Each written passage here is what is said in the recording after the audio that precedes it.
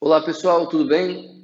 Então, na aula de hoje, nós vamos continuar o estudo do eletromagnetismo, falando sobre indução eletromagnética. Para conseguir estudar a indução eletromagnética, nós devemos conhecer o conceito de fluxo magnético. Bom, imaginem que através dessa janelinha, está passando uma certa quantidade de vento, por exemplo. E esse vento está vindo nessa direção aqui, ó, da câmera até mim. Então, está passando um vento aqui. Se eu quiser analisar o vento que passa através da janelinha, eu tenho que pensar em três coisas. Primeiro, na intensidade do vento. Por quê? Porque se tiver uma quantidade de vento muito grande entrando aqui, né? Um vento muito forte aqui soprando, vai entrar bastante vento aqui. A segunda coisa que eu posso pensar, pessoal, é a área dessa janelinha. Porque se for uma janelinha bem grandona, vai passar mais vento, né? Mas se for uma janelinha bem pequenininha, passa menos.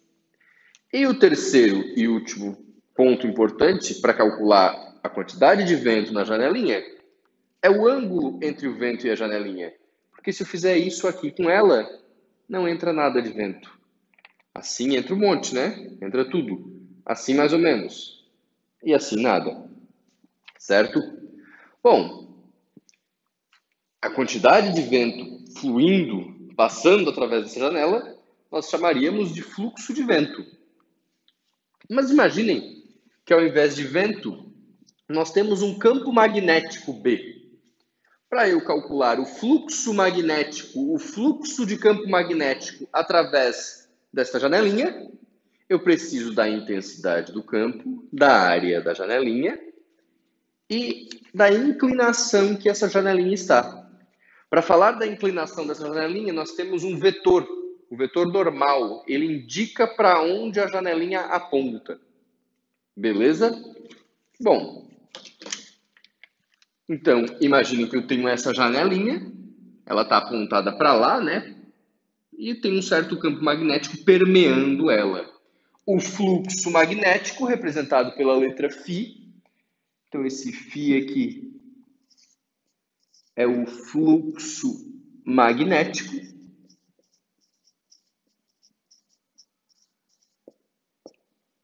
Ele vai depender do valor do campo magnético B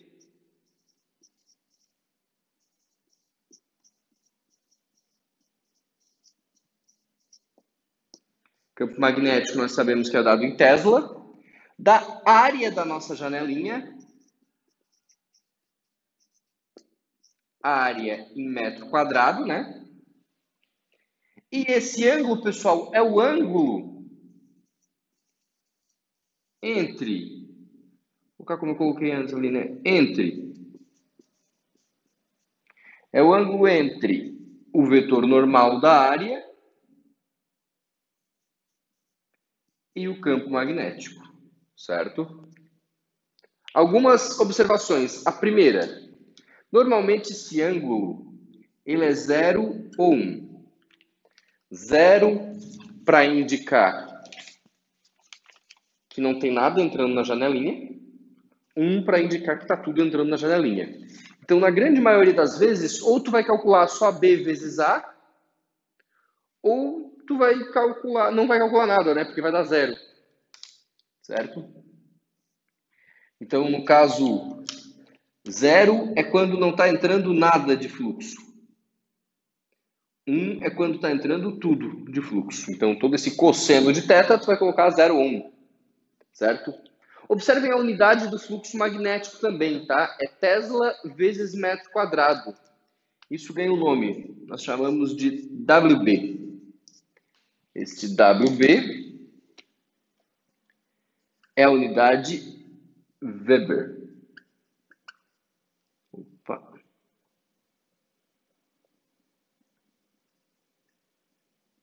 Weber, certo? Percebam que o Weber é equivalente a Tesla vezes metro quadrado.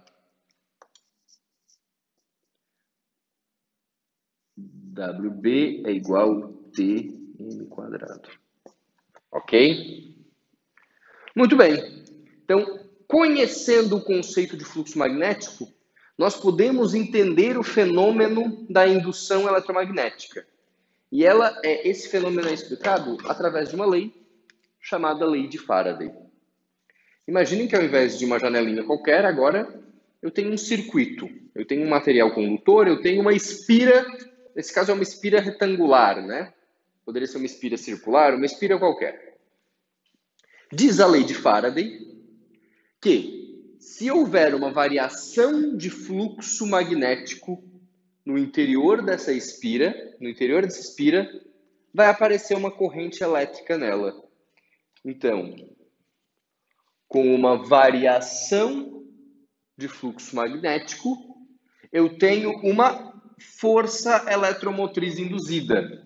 Lembrem que força eletromotriz é DDP e ela acaba, por consequência, né, produzindo, se eu tenho uma DDP, eu vou ter também uma corrente, certo? Bom, para isso eu preciso variar o fluxo magnético no interior dessa espira. Então eu preciso primeiro de uma fonte de campo magnético. Imaginem que eu tenho um ímã. Bom, então eu tenho um ímã e uma espira e posiciono os dois, por exemplo, assim. O que vai acontecer? As linhas de campo magnético desse ímã vão entrar na espira. Mas isso não é o suficiente. Eu preciso que exista uma variação do fluxo magnético. Ou seja, se eu deixar o ímã parado, não acontece nada. Porque esse campo ele tem que estar variando, certo? Esse fluxo tem que estar variando. Então, se eu pegar, por exemplo, o ímã e fizer isso aqui, ó, opa, o que eu vou ver? Quando eu vou para baixo e para cima com o ímã, aparece uma corrente de um lado para o outro nessa espira. Ou, classicamente, pessoal, o exemplo mais comum, aproximar e afastar o ímã. Quando eu vou aproximando o ímã, não tem cada vez mais campo magnético entrando aqui dentro, o fluxo magnético está aumentando. Aparece uma corrente. Agora, se eu afasto, o fluxo magnético está diminuindo, aparece aqui uma corrente. Bom, João, isso serve para alguma coisa? Gente, isso serve para tudo na nossa vida. Por quê? Porque se eu fizer esse fluxo magnético, por exemplo, variar de um lado para o outro, eu produzo uma corrente alternada. E nas nossas aulas de eletrodinâmica, nós conversamos que a corrente que chega nas tomadas da nossa casa, ela é uma corrente alternada. Porque a corrente contínua, ela não pode, ela causa muita perda de energia, ela não pode ser transmitida às longas distâncias. Ou seja, a indução eletromagnética, a lei de Faraday, tem como principal aplicação tudo nas nossas vidas, a geração de energia elétrica, certo? Então, as lâmpadas, as tomadas, o meu computador, consequentemente, o carregador do meu celular, tudo isso tem a ver com indução eletromagnética, certo? A energia elétrica, a transmissão de energia elétrica tem a ver com isso. Além disso, outras aplicações interessantes que costumam aparecer, elas estão relacionadas, pessoal, aos instrumentos de música que são elétricos. Por exemplo, uma guitarra. Se tu pega uma guitarra e tu não conecta ela, né? Tu vai perceber que ela faz... Ela não faz barulho nenhum, praticamente, né? Agora tu bota lá na caixa de som, o pau pega. Certo? Aí o negócio funciona, né? Como que funciona a guitarra, pessoal? Obrigatoriamente em uma guitarra, a corda ela é de aço. O aço, tendo ferro na sua composição, é um material ferromagnético.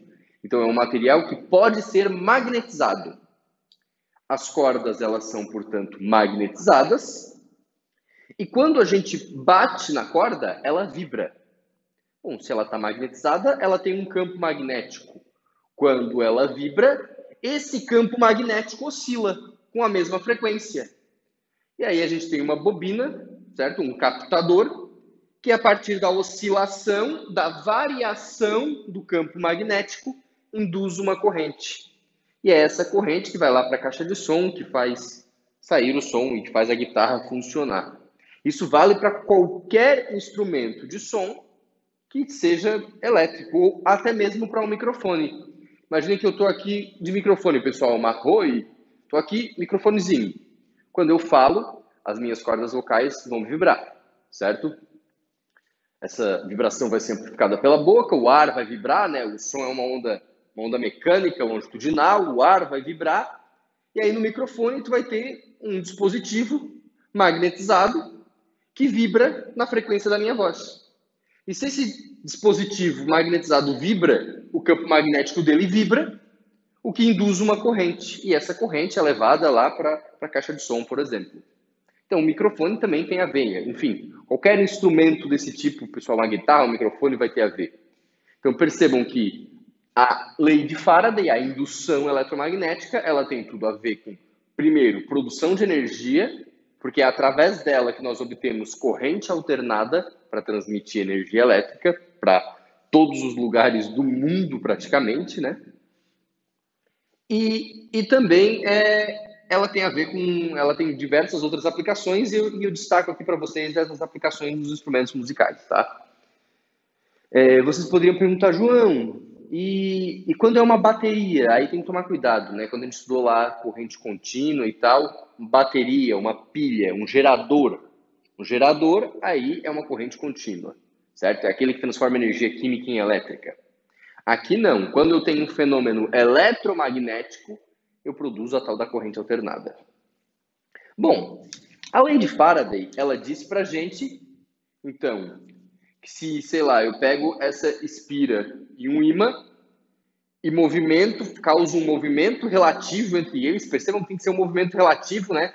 Para ter variação de fluxo. Porque se eu for para o lado com a mesma velocidade com as duas, ou para cima e para baixo com a mesma velocidade com as duas, não tem um movimento relativo. Então, a quantidade de linhas, a quantidade de fluxo magnético não vai sofrer variação. Eu tenho que ter alguma coisa do tipo isso aqui, certo? Assim, enfim, um movimento relativo entre a espira. Eu, produtor de campo magnético ali, né, e a fonte de campo magnético, que eu estou exemplificando com essa caneta, imaginando que ela fosse um ímã, ok? Então tem que ter um movimento relativo, mas a lei de Faraday, ela não nos diz como isso acontece. E quem nos diz como isso acontece é a lei de Lenz. Ela diz que quando ocorre a indução eletromagnética e é produzida uma corrente elétrica, essa corrente ela gera um campo que se opõe, no sentido de se opor a essa variação do fluxo magnético, certo? Ou seja, as espiras são temperamentais, elas são como noivas. Eu tô sem minha aliança aqui, mas elas são como as nossas namoradas. Imaginem que esse aqui é o namorado, é o imã. Esse aqui é a espira, a namorada. O namorado está lá com seu campinho magnético, achando que vai se consagrar, que vai gerar uma variação de fluxo, e ele tenta se aproximar da espira. A espira, a namorada, ela produz um campo magnético no sentido de se opor a essa variação. Ou seja, ela produz espontaneamente uma corrente, certo? E essa corrente tenta repelir o ímã. Portanto, se o namorado tentar chegar perto, a namorada tenta repelir ele embora. Para fazer isso, ela gera uma corrente. Se o namorado agora pensar, tá, tudo bem, acontece, não era meu dia, e ele tenta ir embora, ele tenta, portanto, se afastar, aí a namorada não quer deixar. Ela produz uma corrente no outro sentido para atrair ele de volta. Ou seja, se tu tentar aproximar um ímã de uma espira, ela vai tentar te repelir.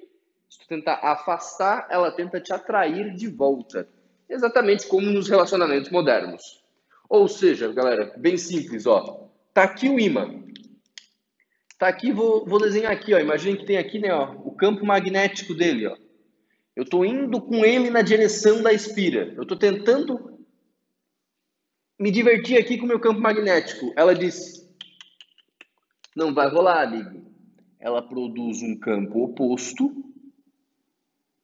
E para produzir esse campo oposto, né, a regra da mão direita, para produzir um campo para lá, a corrente tem que estar para cá. Certo? Ou tu pode pensar, se tu tenta aproximar o norte, ela induz um norte, porque norte e norte se repelem, né? Te mandando embora. Então, se tu tentar se aproximar, ela vai gerar uma corrente para tentar te repelir. Mas se tu tenta se afastar, tu diz, tá bom, tá aqui o meu campinho magnético, ó, eu vou embora com ele. Aí ela diz, ah, meu amigo, também não é assim. Se tu tentar tirar o teu campinho magnético dali, ela vai gerar um campinho para o outro lado, ou seja, produzir um sul magnético aqui, porque os opostos se atraem, tu está tentando fugir, ela não deixa, ela te atrai de volta. Só que para isso, para o campo estar para cá, a corrente produzida está no outro sentido, né?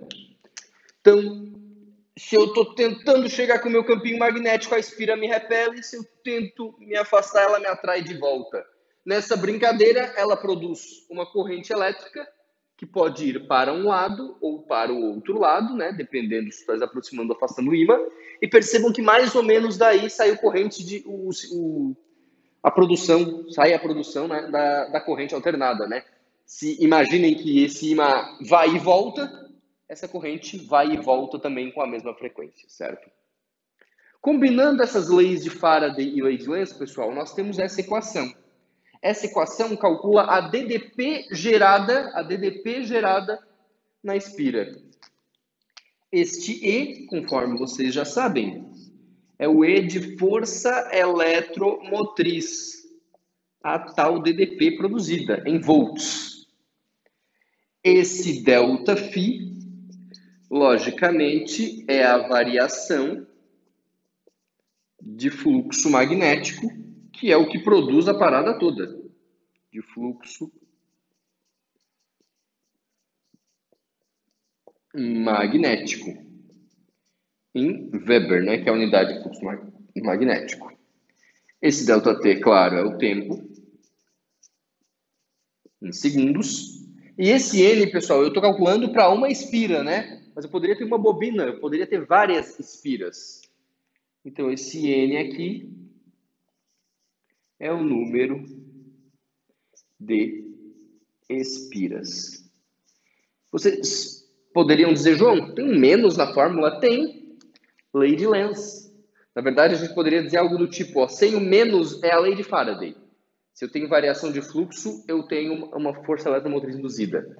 O menos, ele tem a ver com a lei de Lenz. Por quê? Porque essa força eletromotriz induzida, ela está no sentido de se opor à variação de fluxo. Então, se opõe, né? O menos tem a ver com a lei de Lenz, tudo bem? A equação é a lei de Faraday e o menos é por causa da lei de Lenz. Vamos pensar assim. Então é isso, turma.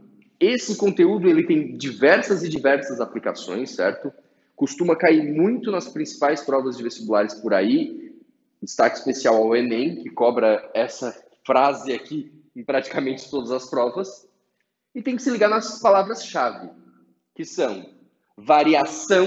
Então, se eu tiver um campo magnético variando, eu vou ter lá uma corrente sendo gerada em algum circuito, certo? E se opor, e oposição. Essa corrente ela vai tentar se opor à variação de fluxo magnético. Tudo bem? Então, espero que tenham entendido. Qualquer coisa, entre em contato comigo, beleza? Um abraço para vocês e até mais.